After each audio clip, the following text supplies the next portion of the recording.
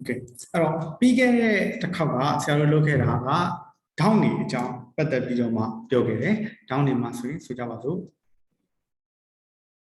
ဒီလိုပတ်လေဒေါင်းနေအကုန်လုံးပေါင်းလက်က360 degree ရှိတယ်။အဲ့လိုပဲမြင်းမြောင်တစ်ကြောင်းမှာရှိတဲ့ဒေါင်းနေအကုန်လုံးကိုပေါင်းမယ်ဆိုရင်180 degree ရှိတယ်။ပြီးသွားရင်ဒီလို90 degree အဲ့လိုဖြတ်မယ်ဆိုရင်ဒီဒေါင်း2000ပေါင်းမြင်90 degree ပေါ့။ပြီးတော့လို့ရှိရင်မြင်းမြိုင်တဲ့အကြောင်းမှာမြင့်မြတ်တဲ့အကြောင်းကိုဖြတ်မြင့်တဲ့အကြောင်းကိုဖြတ်မယ်ဆိုရင်တချို့သောတောင်းတွေတူတယ်ဒီမှာရှိတဲ့အပြာတောင်း2000ဆိုကြပါစို့အဲ့အပြာတောင်း2000ကိုဆိုရင် alternate angle ဆိုခေါ်တယ်အဲ့ alternate angle နှစ်ခုကတူတယ်ကြီးပြောရမယ်ဆိုရင် z ပုံစံမျိုးပေါ့ z ပုံစံမျိုးမှာရှိတဲ့အတွင်းတောင်းနှစ်ခုပေါင်းလို့အတွင်းတောင်းနှစ်ခုကညီတယ်အဲ့လိုပဲဒီမှာဆိုလို့ရှိရင်ဒီအတွင်းရအောင်ပတ်လာမယ်ဒီကအနီနဲ့ဒီကအနီနဲ့အဲ့အနီတောင်းနှစ်ခုပေါင်းလို့အနီတောင်းနှစ်ခုကလည်းညီတယ်အဲ့နှစ်ခုကို corresponding angle လို့ပြောတယ်ခေါ်တယ်ပေါ့နော်အဲ့တော့အဲ့နှစ်ခုကိုကြည့်မယ်ဆိုရင် f ပုံစံဒါမှမဟုတ်7ပုံစံအတွင်းမှာရှိတဲ့တောင်းနှစ်ခုအဲ့ဒါညီတယ်ဆိုပြီးပြောခဲ့တယ်အဲ့ဒါနဲ့ပတ်သက်ပြီးတော့မှတချို့တော့ဆရာတို့မိကုံလေး question လေးတွေလည်း solve လုပ်ခဲ့တယ်ပေါ့နော်အခုဆရာတို့တွက်ခဲ့တယ်ပြီးတော့အချိန်မှာဆရာတို့ triangle လို့ဆက်သွားတယ် triangle တစ်ခုမှာ triangle တစ်ခုမှာအတွင်းနောက်အားလုံးပေါင်းခြင်းက180 degree ရှိတယ်ဆိုကြပါစို့ A B C အဲ့တော့ A ရ B ရ C ရပေါင်းလို့ရှိရင်180 degree ရတယ်လို့ပြောခဲ့တယ်ပြီးတော့ဘာလို့180 degree ရတယ်ဆိုတဲ့ဟာကိုလည်းဆရာတို့ proof လုပ်ခဲ့တယ်အဲ့ဒီအပြင်အဲ့ဒါနဲ့ပတ်သက်ပြီးတော့မှနောက်ထပ် angle တွေ triangle တွေလာပြီးတော့မှမတိတဲ့ angle တွေကိုရှာပါဆိုလို့ရှိရင်ရှာလိုက်အောင်လို့ဥပမာဆိုကြပါစို့ဒီဟာ70 degree ရှိမယ်ဒီကောင်က x ရှိမယ် sorry ဒီကောင်က 2x ရှိမယ်ဒီကောင်က x ရှိမယ်ဆိုကြပါစို့အဲ့ဒါဆိုရင်ဒီအတွင်းထောင်းအကုန်လုံးပေါင်းခြင်းက180 degree ရမယ်ဆိုတဲ့အတွက် 2x plus x plus 70 အဲ့ဒါ180 degree ဖြစ်ရမယ်အဲ့တော့ဒီမှာဆိုရင် 3x plus 70 is equal to 180 degree အဲ့ဒါဆိုရင် 3x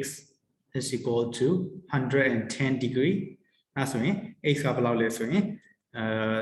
36.3 degree 36.3 degree တရားတစ်ဆယ်အစား3ဆိုရင် 36.6 degree sorry 36.6 degree okay အဲ့ဆိုရင် x က 36.6 ဒီကောင်က 36.6 degree ဖြစ်မယ်ဒီ 2x ဆိုလို့ရှိရင် 73.2 degree round up လုပ်မယ်ဆို 72.3 လောက်ဒီကတော့ပေါ့နော် okay ဒါလေးအကုန်လုံးပေါင်းညီက180 degree ရအဲ့တော့ဆရာတို့ဒါကြီးနဲ့ပတ်သက်ပြီးတော့မှတွက်ခဲ့တယ်ပြီးတော့မနေ့အဲ့နေရာပြောဖို့တခုကြံသွားတာကတကယ်လို့ဒါဒေါင်းသုံးခုပေးထားတယ်နော်ဒေါင်းသုံးခုထဲမှာတစ်ဒေါင်းကဆိုကြပါစို့80 degree နောက်တစ်ဒေါင်းကဆိုကြပါစို့80 degree ဒီဒေါင်းက30 degree တကယ်လို့ဒီလိုဒေါင်းနေတာပေးခဲ့မယ်ဆိုရင်သူနဲ့မျက်နှာချင်းဆိုင်မှာရှိတဲ့အနားတွေကလည်းအချိုးတစ်ခုနဲ့ဒီသူနဲ့မျက်နှာချင်းဆိုင်မှာရှိတဲ့အနားရဲ့ length ပေါ့နော်အရှည်ရဆိုရင်နောက်ထပ်သူနဲ့မျက်နှာချင်းဆိုင်မှာရှိတဲ့ဒေါင်းနဲ့အချိုးတစ်ခုကြာတယ်။ Okay အဲ့ချိုးကြတဲ့ဟာကိုတော့နောက်မှာပဲပြောရမယ်အခုလောလောဆယ်သိစေချင်တာဟာအကြီးဆုံးဒေါင်းနဲ့မျက်နှာချင်းဆိုင်မှာရှိတဲ့အလျားအရှည်ဆုံးပဲ။အဲ့တော့တကယ်လို့ဒီဟာအလျား A ဖြစ်မယ်ဒီကောင်က B ဖြစ်မယ်ဒီကောင်က C ဖြစ်မယ်ဆိုလို့ရှိရင်ဒီမှာ C ကအကြီးဆုံးအလျားlength ပေါ့ C ရဲ့အတိုင်းအရှည်ကအများဆုံးဖြစ်မယ်ပြီးတော့ရင်ဒုတိယအများဆုံးက B ဖြစ်မယ်တတိယအများဆုံးက A ဖြစ်မယ်။ Okay အဲ့တော့အကြီးဆုံးတောင်းတဲ့မျက်နှာချင်းဆိုင်မှာရှိတဲ့အလျားဟာအရှည်ဆုံးအလျားဖြစ်တယ် triangle နော်အဲ့ဒါပြီးသွားရင်ဆရာတို့ဒီနေ့ lesson ကကျတော့သူမှာက isosceles triangle လို့ခေါ်တဲ့နှစ်နားညီ triangle တွေအကြောင်းပြောဒီမှာဆိုလို့ရှိရင်ဒီတောင်း2000ကညီတယ်အဲ့လိုပဲဒီအနားနှစ်နားကလည်းညီတယ်isosceles triangle ဆိုတာနှစ်နားညီ2000ညီ triangle တွေဖြစ်တယ်အဲ့တော့သူနဲ့ ဒီမှာ2000ကညီတယ်ဆိုလို့ရှိရင်သူနဲ့မျက်နှာချင်းနာမှာရှိတဲ့အနာနှစ်နားကလည်းညီရတခြားအနားမဟုတ်ဘူးဒီထောင်းနဲ့တူတဲ့ထောင်းနဲ့ရှိတဲ့အနားထောင်းတူတဲ့ထောင်းနှစ်ခုမှာနဲ့မျက်နှာချင်းနာမှာရှိတဲ့အနားနှစ်နားကလည်းညီရတယ်အဲ့ဒါကိုနှစ်နားညီတူရီကန်လို့ခေါ်တယ်တော်တော်များများတော့သိပြီးသားဖြစ်ပါလိမ့်မယ်မတိသေးတဲ့ဟာကနှစ်နားညီတူရီကန်ဒီမှာထူးခြားချက်ရှိတယ်သူ့ရဲ့ထူးခြားချက်ကဒီအပေါ်မှာအဲ့ခုနကညီတဲ့အနားနှစ်နားကနေပြီးတော့မှတဲ့အောက်ဆုံးမှာရှိတဲ့အနားပေါ်ကို90ဒီဂရီကျအောင်ဆွဲလိုက်မယ်ဆိုလို့ရှိရင်ဒီ angle က90ဒီဂရီဖြစ်သွားပြီဒီ angle ကို90ဒီဂရီကျအောင်ဆွဲလိုက်မယ်ဆိုလို့ရှိရင်ဒီအနားနှစ်နားကလည်းတွန်းညီတယ်အဲ့တော့90ဒီဂရီ90ဒီဂရီကျအောင်ဆွဲပြီဆိုလို့ရှိရင်တောင်းမှန်ကျအောင်ဆွဲတယ်ဆိုတာ ਨੇ သူ့မှာရှိတဲ့အောက်မှာရှိတဲ့ line ကိုလည်းထပ်ဝက်ဖြစ်တယ်အောက်မှာရှိတဲ့ခြေ line ကိုလည်းထပ်ဝက်ဖြစ်တယ်ပြီးတော့လို့ရှိရင်နောက်တစ်ခုကဒီမှာရှိတဲ့ထောင်းကိုလည်းထပ်ဝက်ပိုင်းတယ်โอเคဒါကနှစ်နားညီတွေ့ခံနေမှာရှိတဲ့ထူးခြားချက်โอเคအဲ့တော့တစ်ချက်လေးရေးပြမယ်နော်အဲ့တော့ခုနကတာမန်ရှိတဲ့နှစ်နားညီတွေ့ခံတစ်ခုနှစ်နားညီတွေ့ခံတစ်ခုမှာဆိုကြပါစို့ဒီအနားနှစ်နားညီနေတယ်ဒီထောင်း2000နဲ့ညီနေတယ်အဲ့ဒါကိုထိတ်ကနေပြီးတော့မှ90ဒီဂရီကျအောင်90ဒီဂရီကျအောင်နော်ထောင်းမှန်ကျအောင်ဆွဲလိုက်မယ်ဆိုတာ ਨੇ ဒီဟာထောင်းမှန်ကျသွားပြီဆိုတာ ਨੇ သူရဲ့ application ကဒီ base နှစ်ခုကလည်းညီရမယ်ပြီးတော့ရင်ဒီ angle နှစ်ခုကလည်းညီရမယ်ဒါ A ဒါ B ဆိုရင် A is equal to B ဖြစ်တယ်ဒီ length က x ဒီ length က y ဆိုလို့ရှိရင် x is equal to y ဖြစ်တယ်ဒါသူ့ကိုပေးထားတဲ့အချက်ဒီလိုမဟုတ်ဘဲနဲ့ပြောင်းမြန်ဆိုလို့ရှိရင်လည်းဒီအချက်ကမှန်တယ်ပြောင်းမြန်ဆိုတာဘာပြောရလဲဆိုလို့ရှိရင်ဆိုကြပါစို့ trigan တစ်ခုပေးထားတယ်ဒီ trigan အောင်နှစ်နားညီ trigan ဟုတ်မဟုတ်ဆိုတော့မပြောထားဘူး okay trigan တစ်ခုပေးထားပြီအဲ့ဒီ trigan ကိုသာအလဲကနေပိုင်းလိုက်မယ်ဆိုလို့ရှိရင်ဒီကနေ90ဒီဂရီကျအောင်ဆွဲမယ်အဲ့90ဒီဂရီကျအောင်ဆွဲလိုက်တဲ့ line ကဒီအနားနှစ်နားကိုဒီအနားကိုထပ်ဝက်ပိုင်းတယ်ဒီမှာလည်း90ကျတယ်ပြီးတော့ဒီထောင်းကိုလည်းထပ်ဝက်ပိုင်းတယ်ဆိုလို့ရှိရင်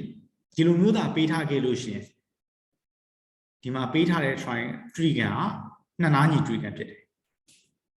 okay အဲ့တော့နှစ်နားညီ trigan ဆိုရင်ခုနကပြောတဲ့အချက်တွေမှန်တယ်ပြီးတော့ခုနကပြောတဲ့အချက်တွေမှန်တယ်ဆိုရင်နှစ်နားညီ trigan ဖြစ်တယ် okay သူတို့ကဒါ two way ဆိုနှစ်ဖက်လုံးမှန်တယ်ဆိုတဲ့သဘောokay ဒီမှာနှစ်နားညီ trigan တွေကို isosceles triangle လို့ခေါ်တယ်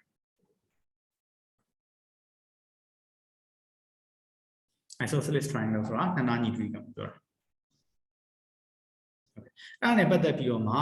ဒီမှာ exercise တွေရှိလိမ့်မယ်ဘယ်လို exercise တွေလဲဆိုတာတစ်ချက်လေးကြည့်အောင်ဆိုကြပါစို့ဒီ triangle ကိုပေးထားတယ်ဒီ triangle မှာသူကနှစ်နားညီ triangle မှာလို့ပြောပေးထားတယ်ဒီ AB line AB နဲ့ line AC နဲ့ကညီတယ်ဆိုပြီးပေးထားတယ်။အော် line AB နဲ့ line AC နဲ့ညီတယ်ဆိုရင်သူ့မှာရှိတဲ့မျက်နှာချင်းlineမှာရှိတဲ့ down နဲ့ဒီဘက် line AC မှာရှိတဲ့မျက်နှာချင်းlineမှာရှိတဲ့ down ကညီရမယ်။အဲ့တော့ဒီကောင်က x ဆိုလို့ရှိရင်ဒီ down ကလည်း x ဖြစ်ရမယ်။အဲ့ဒီမှာဆိုရင်38ဒီဂရီအပေါင်း x အပေါင်း x က180ဒီဂရီရမယ်။အဲ့တော့ 2x is equal to 180ရ38ကိုနှုတ်ရင်142ဒီဂရီအဲ့တော့ x is equal to 71 degree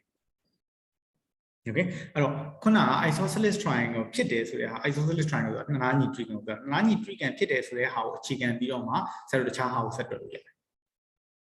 အဲ့လိုပဲဆိုကြပါစို့ဒီဘက်က triangle ကိုပေးထားမယ်ဒီဘက်က triangle ကလည်းနှစ်နားညီ triangle ပါတဲ့အဲ့တော့ဒီမှာဒီအနာ PR နဲ့ဒီအနာ QR နဲ့ကညီတယ်လို့ပေးထားအဲ့တော့ PR နဲ့မျက်နှာချင်းlineမှာရှိတဲ့ down နဲ့ QR နဲ့မျက်နှာချင်းlineမှာရှိတဲ့ down ကအတူတူပဲဖြစ်ရမယ်အဲ့တော့ဒီ down ကလည်း52ဒီဂရီ52ဒီဂရီပဲအဲ့ဆိုရင်ဒီ x ကိုဘယ်လိုရှာမလဲ okay အရင်တစ်ခေါက်ကပြောခဲ့ပြီလေတကယ်လို့ဒါ triangle တစ်ခုမှာအပြင်ထောင်းရှိမယ်ဆိုလို့ရှိရင် သူရဲ့ဆန့်ကျင်ဘက်အတွင်းထောင်းနှစ်ခုပေါင်းခြင်းနဲ့ညီရမယ်အဲ့တော့ x is equal to ဒီအတွင်းထောင်းနှစ်ခုပေါင်းတာနဲ့ညီရမယ်52 degree about 52 degree အဲ့ဒါဆိုရင်104 degree ဆိုပြီးရမယ်ဟုတ်ကဲ့အဲ့တော့ isosceles triangle ဖြစ်ခြင်းပေါ့နော်နှစ်နားညီတြိဂံဖြစ်ခြင်းပေါ်မူတည်ပြီးတော့မှဆရာတို့ပုံစံတွေအများကြီးတွေ့လို့ရတယ်ဆိုကြပါစို့ဒီပေါ့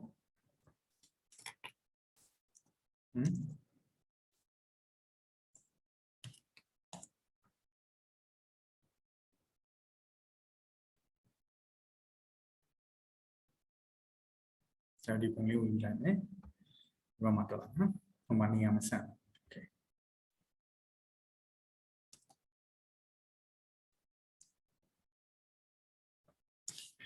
โอเคဒီပုံမှာဆိုလို့ရှိရင်ရှိတဲ့အနားတွေကိုတော့ x ကိုရှာခိုင်းတာပေါ့ဒီမှာရှိတဲ့ x ဆိုတဲ့အနားလေးကိုရှာခိုင်းတာဒီ x ကိုရှာခိုင်းတာ x ရဲ့အနားဘယ်လောက်ရှိမလဲဆိုပြီးရှာခိုင်းတာโอเคအဲ့ဒီမှာဆိုရင်ပထမဆုံးကြည့်ရဒီ trigon BCD ကိုကြည့်အောင် trigon BCD မှာဆိုလို့ရှိရင်ဒါ BCD ပြောချင်တာဒီတော့down BCD က down BDC နဲ့ညီတယ်ဒီ down နဲ့ညီတယ်အဲ့ဒါဆိုရင်ဘာလဲဆိုလို့အဲ့ရနေဘာပြောလို့ရလဲဆိုလို့ရှိရင်တကယ်လို့ဒီ down နဲ့ down သာညီလို့ရှိရင် trigon BCD ကနှစ်နားညီ trigon โอเคအဲ့တော့ဒီနဲ့မျက်နှာချင်းတိုင်းမှာရှိတဲ့အနားနဲ့ဒီနဲ့မျက်နှာချင်းတိုင်းမှာရှိတဲ့အနားဟာတူပါမယ်သူတို့ရဲ့အရှည်ကအနားရဲ့အရှည်ကတူတူပဲဖြစ်ရမယ်အဲဒါကြောင့်မို့ BC is equal to BD okay ဆရာတို့ BC ကိုသိပြီးသားအဲ့ဒီအတွက် BD ကလည်း9 cm ဖြစ်တယ် okay အဲ့တော့ BC ကဒီ line က9 cm ဆိုတဲ့အတွက် BD ကလည်း9 cm ဖြစ်တယ်အဲ့လိုသိသွားပြီဆိုလို့ရှိရင်နောက်ထပ် trigon ကိုကြည့်လို့ရမယ် trigon ABD ကိုကြည့်မယ်trigon ABD မှာဆိုလို့ရှိရင်ဒါ BAD အဲ့ဒါဒီထောင်းကိုပြောတာ is equal to ဒါ ABD ဒီထောင်းကိုပြောတာအဲ့ထောင်းနှစ်ထောင်းကညီတယ်အဲ့ဒါကြောင့်မလို့ trigon ABD ဟာ isosceles triangle နှစ်နားညီ trigon ဖြစ်တယ်အဲ့ဒါဆိုရင်နှစ်နားညီလို့နှစ်နားညီ trigon ဆိုလို့ရှိရင်ဒီမှာလဲခုနလိုပဲသူ့နဲ့ထောင်းနဲ့မျက်နှာချင်းဆိုင်မှာရှိတဲ့အနားတွေကညီရမယ်အဲ့တော့ဘာလဲဆိုလို့ရှိရင်AD နဲ့ BD နဲ့ကညီရမယ်ဆရာတို့ BD ကဘယ်လောက်ဆိုတာဒီမှာသိပြီးသား BD က9 cm ဆိုတာသိပြီးသားအဲ့ဒီအတွက်ဒီမှာရပြီပြန်သုံးမယ်ဆိုရင် is equal to 9 cm AD ကဆရာတို့လိုချင်တဲ့ x ဖြစ်တယ် x ကအဲ့ဒါကြောင့်မို့လို့9 cm okay အဲ့တော့ခုနရှိတဲ့ property တွေကိုပြန်သုံးပြီးတော့မှသူ့ရဲ့အားသာချက်တွေကိုပြန်သုံးပြီးတော့မှဘယ်အနာဘယ်လောက်ဆိုတဲ့ဟာကိုရှာလို့ရတယ် okay ဒီမှာရှိတဲ့30ဟာဘာမှမဟုတ်ဒီတိုင်းပေးထားတာမျက်စိလဲအောင်လို့ဒါတို့ကတော့လုံးပါပဲဟိုပူတာတွေပေးထားမယ်ရှော့ပြီးပေးထားမယ်တွတ်လို့အကုန်လုံးရအောင်လို့အဲ့လိုလုပ်ထားမယ်ဆိုကြပါစို့ဒီမှာဒီ trigon ကို trigon ABC ကိုနှစ်နားညီ trigon လို့ပြောထားတယ်ပြီးရင်အလယ်မှာပိုင်းနဲ့မြင်းလေးဆွဲထားတယ်အဲ့မြင်းက BC ကိုထပ်ဝက်ပိုင်းတယ်အဲ့တော့ BM နဲ့ MC နဲ့ကညီတယ်ဒါလည်းနှစ်နားညီ trigon ဖြစ်တယ်ဆိုတဲ့အတွက်ဒီမှာရှိတဲ့တောင်က90 degree ဖြစ်ကိုဖြစ်ရမယ်အဲဒါကြောင့်မလို့ x က90 degree okay အဲ့ဒါမျိုးနဲ့ပတ်သက်ပြီးတော့မှဒီမှာပုံနေတချို့ပေးထားတယ်ဖြည့်ရှင်းရတာမျိုးပု္ပ္ပစာတွေဖြည့်ရှင်းရတာမျိုးရှိမယ်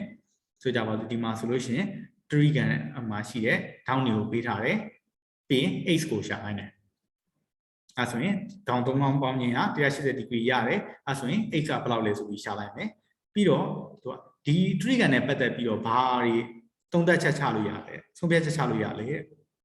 okay အဲဆိုရင်သူ x ကဘယ်လောက်လဲဆိုတာရှာပြီးသွားရင်ဒီမှာရှိတဲ့ degree ကဘယ်လောက် degree ဆိုတာသိရမယ်ဒီမှာရှိတဲ့ degree ကဘယ်လောက် degree ဆိုတာသိရမယ်ပြီးတော့လို့ရှိရင်အဲ့အောင်နှိုင်းတစ်ချက်လောက်ကြည့်လိုက်မယ်ဆိုလို့ရှိရင်ဒါကနှစ်နားညီ trigon ဆိုတာတွေ့ရတယ် okay အဲ့တော့ဒီဟာက တစ်ခုကိုတွက်လိုက်လေရတယ်ဆရာဆက်မပြောတော့နောက်တစ်ခုကကြတော့ interior angle of polygon ပြောချင်တာကစတုကန်နေတဲ့အတွင်းမှာရှိတဲ့ထောင်းတွေအဲ့ထောင်းတွေပေါင်းခြင်းကဘယ်လောက်ရလဲဆိုရအဲ့တော့စတုကန်ဆိုဆရာတို့ဒီမှာ quadrilateral လို့ခေါ်တဲ့ထောင်း၄တောင်ပါတဲ့စတုကန်ကြိုက်တယ်လို့စတုကန်ဖြစ်ပါစေထောင်း၄တောင်ပါလို့ရှိရင်အမြဲတမ်း360 degree ရှိတယ်ပုံမှန်ဘယ်လိုပဲဆွဲထားဒီပုံကဘယ်လိုပဲဆွဲထားဆိုတာဒီလိုမျိုးအခွက်တွေပါတဲ့ပုံတော့မပေါ့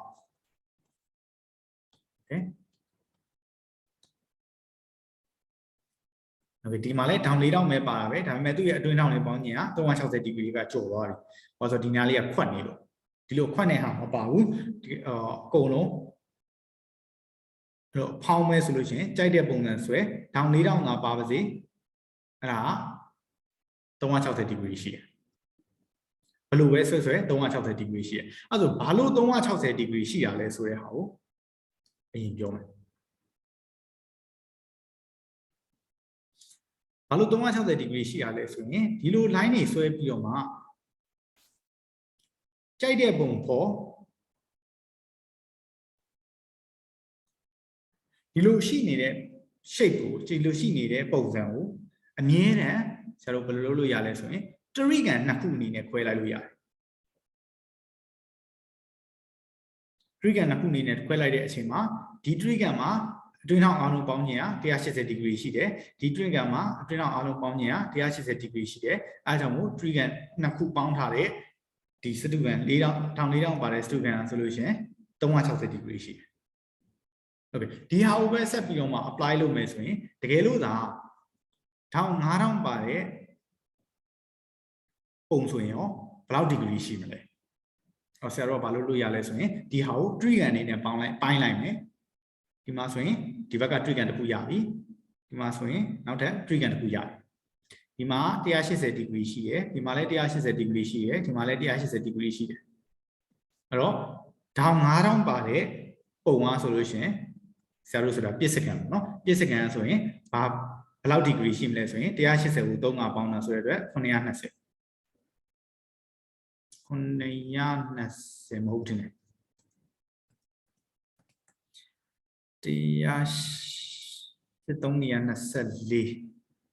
540 degree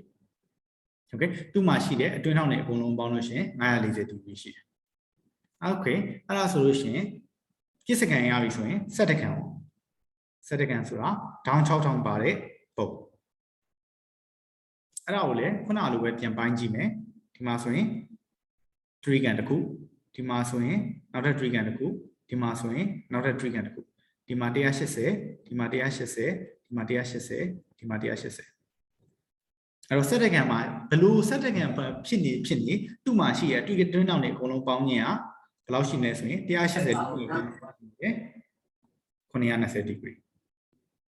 okay အဲ့တော့ဒီလိုဟာတွေကိုဆရာတို့ကတွက်ကြည့်တယ်ရှာကြည့်တယ်ခုနဒီမှာဆက်တကန်ပဲရှိသေးတယ်ပေါ့ဟိုနောက်တက်ဆက်ပြီးတော့မှအတကန်တို့ဘာလို့ဆက်ပြီးရှာမယ်ဆိုလို့ရှင်လဲဒီပုံစံတိုင်းပဲဖြစ်နေတယ်အဲ့တော့သူ့ကို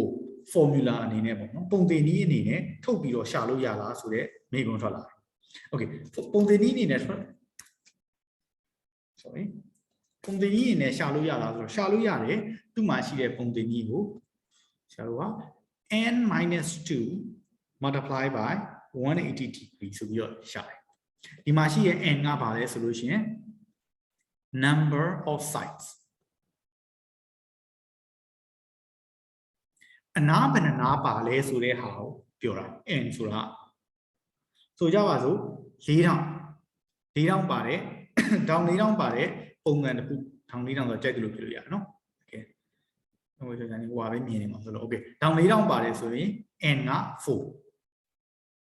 အဲဆိုရင်ဒီ equation တွေကိုထည့်လိုက်မယ်ဆိုရင်4 minus 2 multiply by 180တော့ဘာပြောလဲဆိုရင်2 times 180 degree is equal to 360 degree တောင်4000ပါရင်360 degree ရှိတယ်အတွင်းထောင်အားလုံးပေါင်းခြင်းอ่ะ okay တောင်9000ပါတဲ့ဟာပြည့်စကန်ဆိုရင် n က5အဲဆိုရင်5 minus 2 multiply by 180 degree is equal to 3 times 180 degree 540 degree Okay, set again. So n is equal to 6. So 6 minus 2 pi by 180 degree is equal to 4 times 180 degree. So 720 degree. Okay, so down the how. Down the solution, kuna time element, no knit, and now 60 degree is equal to 98 multiplied by 180 degree.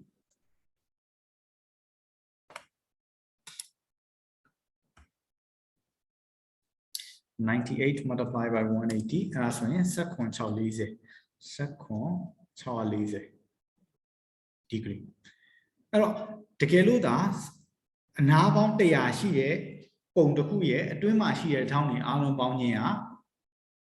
down Conatown, Chawalize degree sheet. Okay, all the bone you like be sweepy or mark, we got a she there, 12 lines, so they are like binding Yamalu, all the bone you like your tiny Yamalu. The formula of maybe solution. Down here, do check the law. Two machine, a 20 along bound allow degree she does a 10 joluya. A 20 is what the outdoor. The machine, and the young town, a boom bound here, the ashes, allow degree she does a shaluya. The master don't watch out the degree she. Okay, and I won't be biole, ma, both are in your issue. Okay, but a mother, so Java, yeah, the master down lay down she. Or down lay down she there, Poma, 2 year doing down in Alon Baunia, don't watch out the degree she ame. Hello, didn't it chow about, did they go about consent net about Aska, don't watch out the degree she ame, as an Aska below less of your to line here. Okay, anyway, the mass solution, a little young. So Java do, yeah, the Mashi down, they are degree she. Also, a doing Mashi down about him. Pimashi down, they are degree today, as in 2 Mashi down about ship primitive.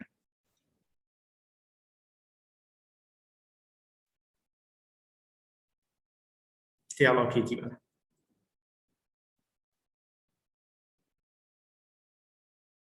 Sangara. Sangaram ho. Nam yin yang. Yin yang the Pamashi down, they are degree she is not the Pamashi down about ship. They are a shizzy. Also, Yin Yang, they are 60 degree she look.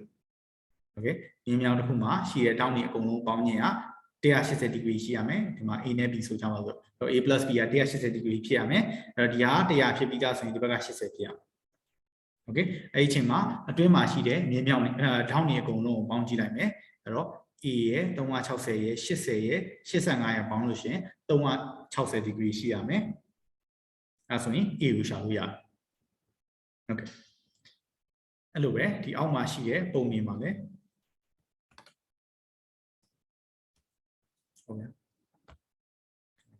The Almashi, Pony, hello, no, we shall we are. Okay, so Java, Timaso, an aban and aba. De ne do li Jenna. Shinaba. As we do my here down here, go no bonia, allow young so in me. Okay, na Shinaba, n is equal to 8. Do my here down here, go no bonia, shit no net, a meow, they are 60 degree, as we chow meow, they are 60 degree. As we love it. Chow meow, they are 60. The town name is 60 degree. Okay, alors, 2 မှာရှိတဲ့ဟာတွေ x ကဘယ်နဲ့ကိုပေးထားလဲ x ကလည်း8ခုပဲဖြစ်လိမ့်မယ်1 2 3 4 5 6 8 x ကလည်းတောင်းပါလဲ8တောင်းအဲ့ဒါဆိုရင် x ရေအကုန်လုံးပေါင်းတာပေါ့နော် x 8ခါပေါင်းမယ်အဲ့ဒါ30 80နဲ့ညီတယ်အဲ့ဒါဆိုရင် 8x is equal to 1080 degree အဲ့ဆိုရင် x ကဘယ်လောက်လဲဆိုပြီးတော့မှရှာလိုက်လို့ရမယ်အစား8 135 degree 135 degree အဲ့တော့ down တစ်ခုချင်းစီက down တစ်ခုချင်းစီမှာ135 degree ရှိတယ်ဟုတ်ကဲ့အဲ့လိုမျိုးရှာလို့ရမယ်အဲ့တော့အတွင်းထောင်းတစ်ခုကြီးအတွင်းထောင်းတွေအားလုံးပေါင်းတဲ့ဟာရဲ့ formula ကိုသိပြီဆိုလို့ရှိရင်ကျန်တဲ့ထောင်းတွေကိုလည်းရှာရတာလွယ်သွားပြီအဲ့တော့ဒီ formula လေးကိုမှတ်ထား n minus 2 times 180 degree okay n ကဘာကိုပြောရလဲဆိုရင် number of sides ကိုပြောတာအနာဘယ်နှနာရှိလဲဆိုရင်ဟာကိုပြောတာ okay ဒါကိုထည့်ပြီးရှာလိုက်လို့ရှိရင်ရှာလို့ရတယ်ဆရာတို့အတွင်းထောင်းတွေအကြောင်းပြောခဲ့ပြီးသွားပြီအတွင်းထောင်းအကြောင်းပြောပြီးတော့ရင်အပြင်ထောင်းအကြောင်းပြောအောင်ဒီမှာသူနည်းနည်းပို့ပြီး challenging ဖြစ်တဲ့ဟာတွေပေါ့ပို့ပြီးတော့မှနည်းနည်းလေးရှုပ်ထွေးတဲ့ဟာမျိုးတွေရှိမယ်အဲ့ဒါလေးကိုတစ်ချက်လေးတွက်ကြည့်လိုက်ပါဥပမာဆိုရင်ဒီလိုဟာမျိုးအတွင်းထောင်းတွေအားလုံးပေါင်းခြင်းက1800 degree ရှိတယ်အဲ့ဒါဆိုရင် side ဘယ်နှdown ဘယ်နှတောင်းရှိလဲတဲ့အဲ့ဒီ polygon အဲ့တော့ခုနကဟာကိုပြောင်းပြန်တွက်ကြည့်မယ် n minus 2 multiplied by 180 degree is equal to 1800 1800ဒီလိုရှိမယ်ဆိုရင် n ကိုခုရှာအောင် down ဘယ်နှတောင်းရှိလဲဆိုတာ n ကိုရှာခိုင်းတာ okay အဲ့ဒါဆိုရင်ဒီမှာ180နဲ့မြှောက်ထားတာဆိုတဲ့အတွက်180ဟိုဘက်သွားရင်စား okay အဲ့တော့ n minus 2 is equal to 180 180အဲ့ဒါဆိုရင် n minus 2 is equal to 10 degree မဟုတ်10ပဲရှိမယ်အဲ့ဒါဆိုရင် n က12အဲ့တော့သူပြောတဲ့ polygon သူပြောတဲ့စတုကန်မှာ down ဘယ်နှတောင်းရှိလဲဆိုရင်12000ရှိတယ်ဒါပဲ okay အဲ့တော့ပြောင်းပြန်တွက်ခိုင်းမယ်ဆိုလဲတွက်တယ်ဒီမှာကတချို့ဟာလေးတွေပါတယ်ကျတော့ခုနကအတွင်းထောင်းတွေအကြောင်းပြောပြီးသွားပြီအခုကအပြင်ထောင်းအကြောင်းပြောအောင်အပြင်ထောင်းဆိုတာ exterior angle က exterior angle အပြင်ထောင်းခုနကအတွင်းထောင်းကို interior angle လို့ခေါ်တယ်အပြင်ထောင်းကိုကြာရင် exterior angle လို့ခေါ်တယ်ဒီမှာ exterior angle မှာအပြင်ထောင်းမှာထူးခြားချက်ကအနားကြိုက်တဲ့လောက်ရှိတဲ့စတုကန်ဖြစ်ပါစေအပြင်ထောင်းတွေအားလုံးပေါင်းရင်အမြဲတမ်း360 degree ပဲရှိတယ် okay ကြိုက်တဲ့အနားဖြစ်ပါစေ always 360 degree ရှိတယ်။ down ကြိုက်တဲ့လောက် down ရှိပါစေကိစ္စမရှိဘူး။ဒါသူရဲ့ထူးခြားချက်အဲ့တော့သူ့မှာဒီမှာပြောထားတယ်ကြိုက်တဲ့လောက်ရှိတဲ့ polygon တစ်ခုမှာကြိုက်တဲ့လောက်အနားရှိပါစေအဲ့ဒီအနားတွေအ down ရှိပါစေအဲ့ဒီ down တွေရဲ့အပြင် down တွေအားလုံးပေါင်းတဲ့က360 degree ရှိတယ်။ အဲ့ဒါဆိုရင်ဒီအောက်ကပုံစံတွေလည်းတွက်လို့ရပါပြီ။ဆိုကြပါစို့ဒီမှာဆိုရင် x ရှိမယ်75ရှိမယ်80ရှိမယ်180 degree ရှိမယ်အဲ့ဒါဆိုရင် x ကိုရှာလို့ရပြီ80 plus 75 plus x plus 110 degree this is equal to 360 degree အဲ့ဒါဆိုရင် x ကဘယ်လောက်လဲဆိုရင်ဒီကောင်က155 265 plus 360 degree အဲ့တော့ x ကဆိုရင်95 degree ဖြစ်မယ် okay အဲ့လိုပဲဒီမှာဆိုလို့ရှိရင်လည်း x ကဘယ်နှခုရှိလဲ1 2 3 4 5 6ခုရှိတယ် 6x is equal to 360 degree အဲ့တော့ x တစ်ခုချင်းစီက60 degree ရှိတယ် okay အဲ့တော့အနားဒေါင်းဘယ်နှခုရှိလဲဆိုတာအရေးမကြီးဘူးအပြင်ထောင်းနေအကုန်လုံးပေါင်းရင်ဒေါင်းဘယ်နှခုပဲရှိနေအမြဲတမ်း360 degree ရတယ်အဲ့ဒီဟာကိုသူကပြောင်းပြန်နေမယ်ပြောင်းပြန်နေမယ်ဆိုတာတကယ်လို့သာတဲ့ဒေါင်းတစ်ခုချင်းစီက15 degree ရှိတယ်ဆိုရင်ဒေါင်းပေါင်းဘယ်နှဒေါင်းရှိမလဲ exterior angle ဒေါင်းတစ်ခုချင်းစီက15 degree ရှိမယ်ဆိုရင်ဒေါင်းပေါင်းဘယ်လောက်ရှိမလဲဒီမှာအရေးကြီးတာတစ်ခုက regular polygon လို့ပြောတာ regular polygon ဆိုတာဒီလိုဟာမျိုးကိုပြောတာသူ့မှာအနားတွေအကုန်လုံးပတ်လဲလဲညီတယ်ဒေါင်းတွေအကုန်လုံးပတ်လဲလဲညီတယ်အဲ့ဒီအတွက်အပြင်မှာရှိတဲ့အပြင်ဒေါင်းတွေအကုန်လုံးကလည်းညီတယ် okay အဲ့ဒါဆိုရင်တွက်ကြည့်အောင်ဒီဟာ n ကခုနလိုပဲ number of angles ဒေါင်းဘယ်နှဒေါင်းရှိတယ်ဒါမှမဟုတ် number of sides ဒေါင်းဘယ်နှဒေါင်းရှိတယ်ဆိုတဲ့ဟာပြီးရင်ဒေါင်းတစ်ခုချင်းစီသူက15 degree ရှိတယ်ဆိုတဲ့အတွက် n အမြောက်15 degree is equal to 360 degree ဖြစ်ရမယ်ဟုတ်လား15 degree ရှိတဲ့ဒေါင်းပေါင်း n ဆိုတဲ့ဟာကိုဆိုမှ10ခုဆိုလို့ရှိရင်လည်း10ခု 15ခုဆိုလဲ15ခုရှိတဲ့ဟာတွေအကုန်လုံးပေါင်းလိုက်လို့ရှိရင်360 degree ရမယ်ပြောချင်တာ15ကိုအခါအရေးအတွက် n ဆိုပြီးတော့ပေါင်းမယ်ဆိုရင်360 degree ရမယ်အဲဆို n ကဘယ်လောက်လဲဆိုပြီးရှာရမယ်အဲ့တော့ n is equal to 360 degree divided by 15အဲ့ဒါဆိုရင်သူ့ရဲ့ဟာကိုရှာလို့ရမယ်24 okay ထောင်ပေါင်း24ပေါင်း24တောင်းရှိတယ် okay သူပြောတဲ့ shape မှာဆိုရင်ထောင်ပေါင်း24တောင်းရှိတယ်အဲ့လိုမျိုးပဲဆိုကြပါစို့သူက2 degree ပေးထားတယ်ဆိုလို့ရှိရင်လည်းရှာလို့ရမယ်နောက်တစ်ခုမှာကျတော့သူက calculate the number of sides of regular polygon with the interior angle ဒီကကျတော့အတွင်းထောင်ကိုပေးထားတာအတွင်းထောင်တစ်ခုစီကဒီလောက် degree ရှိရဲဆိုရင်တဲ့ side ဟိုမှာပေးထားတဲ့ polygon မှာတောင်းဘယ်နှတောင်းရှိလဲဆိုတာရှာခိုင်းတာအဲ့ဒါကြတော့ခုနက formula ကိုပြန်သုံးရမယ်ဆိုကြပါစို့150 degree ကိုပဲသုံးကြပါစို့ okay အဲ့ဒါဆိုလို့ရှိရင်ခုနက formula လေးထည့်မယ်ဆိုရင် n-2 ခဏလေးခုနက formula လေးမထည့်150 degree ရှိတယ်အဲ့တော့အတွင်းထောင်းက150 degree ရှိတယ်ဆိုကြပါစို့ပုံစံလေးကဒီလိုသွားမှာအဲ့တော့ဒီထောင်းက150 degree ရှိတယ်ဆိုရင်အပြင်ထောင်းကဘယ်လောက် degree ရှိရအောင်30 degree နော်ဘာလို့ဆိုတော့အကုန်လုံးပေါင်းရင်180 degree ရှိရတာမို့လို့အဲ့တော့ဒီဟာနဲ့ခုနအတိုင်းပဲပြန်တွက်မယ် n မြောက်30 degree is equal to 360 degree ဖြစ်ရမယ်အဲ့ဒါဆိုလို့ရှိရင် n ကိုပြန်ရှာလို့ရမယ် n is equal to 12 12တောင်ရှိရမယ် okay အဲ့လိုရှာလို့ရတယ်အဲ့တော့ဒီနေ့အတွက်ဆိုရင်ဆရာတို့သုံးခုကဘာလုပ်ခဲ့တယ်ပထမတစ်ခုကတကယ်လို့သာတရီကန်တစ်ခုကနှစ်နားညီတရီကန်ဖြစ်မယ်ဆိုလို့ရှိရင်သူ့ကနေပြီးတော့မှတဲ့ဒေါင်းမှန်ဆွဲချတဲ့မြင်းโอเคညီပါပြီဆရာဒေါင်းမှန်ဆွဲချတဲ့မြင်းရဆိုလို့ရှိရင်ဒီဒေါင်းကိုထောက်ဝက်ပိုင်းနဲ့အဲ့လိုပဲဒီမှာရှိတဲ့အနားကိုလည်းထောက်ဝက်ပိုင်းနဲ့ဒီမှာ90 degree ဒါက isosceles triangle နှစ်နားညီ triangle အဲ့လိုမဟုတ်ဘူးပြောင်းမြန်ဆိုလို့ရှိရင်လည်းတကယ်လို့သာအပေါ်ကနေပြီးတော့မှဆွဲချတဲ့ဒီမြင်းက90 degree